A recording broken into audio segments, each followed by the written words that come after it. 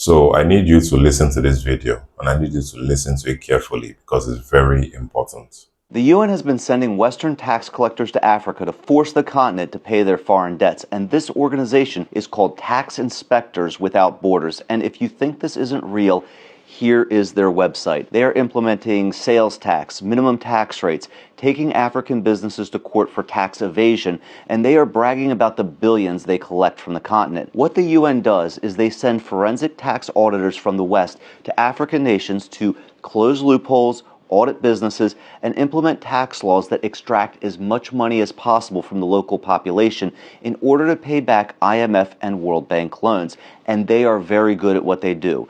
Tunisia was one of the first countries to work with the UN tax collectors in 2015. And since then, the Tunisian government has increased tax revenue over 50% relative to GDP. Recently, you've probably seen different tax reform laws in West Africa, Kenya, among others, and all were pretty unpopular, but they were implemented with a carrot and stick methodology.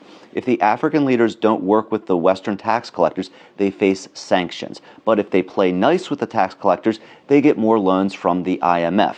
And you've probably figured out this game already. The West is getting the African nations to run up large debts, then training the African governments to collect the interest payments from the local population, and that money then goes to Western banks.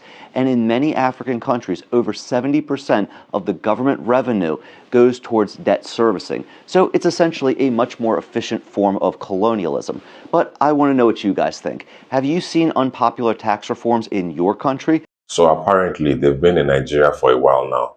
And I need to ask, what do you think? Do you think this has anything to do with the new tax policy that we're going to be experiencing come 1st of January?